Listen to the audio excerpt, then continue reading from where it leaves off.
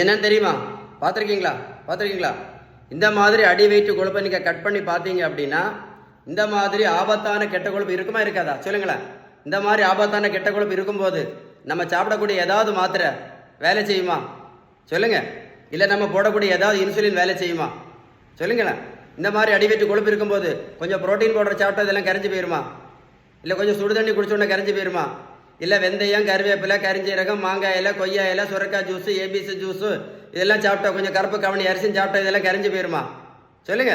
இல்லை 1 கிலோமீட்டர் நடைபயிற்சி மட்டும் பண்ணுனா இதெல்லாம் கரைஞ்சி போயிருமா? எனக்கு அது யோசித்து பார்த்தீங்களா? யோசித்து பார்த்தீங்களா? இந்த தம்பிக்கு பாருங்க, கரெக்டாக 70 கிலோ வெயிட் குறைச்சிருக்கோம். 140லேருந்து 70 கிலோ. புரோட்டீன் பவுடரும் கொடுக்கல, மாத்திரையும் கொடுக்கல, ஜூஸும் கொடுக்கல. மருத்துவத்தோட ஸ்டாண்டர்ட் புத்தகம் ஹாரிசன். இந்த புத்தகம் என்ன சொல்லுதுன்னா, வெயிட்டை குறைக்கணும்னா ஒரே ஒரு ட்ரீட்மெண்ட் தான், பேலன்ஸ் டயட் மட்டும்தான். புத்தகமே சொல்லியாச்சு, வேறு வழியே கிடையாது நமக்கு. இன்னைக்கு நிறைய பேர் பேலன்ஸ் டயட் ஃபாலோ பண்ணாமல் என்ன பண்ணுறாங்க தெரியுமா? காலையில் ஒரு 10 மாத்திரை, திரும்பவும் மாத்திரை, திரும்பவும் மாத்திரை, வாழ்க்கை ஃபுல்லாக இன்சுலினை போட்டுட்டு இருக்காங்க வெயிட்டை குறைக்காம. நினச்சி பாருங்க, இந்த மாதிரி அடி வெயிட்டு கொழுப்பு இருந்த ஏதாவது மாத்திரை வேலை செய்யுமா? சாப்பிட்றது எல்லாமே waste. Balance diet is the king maker.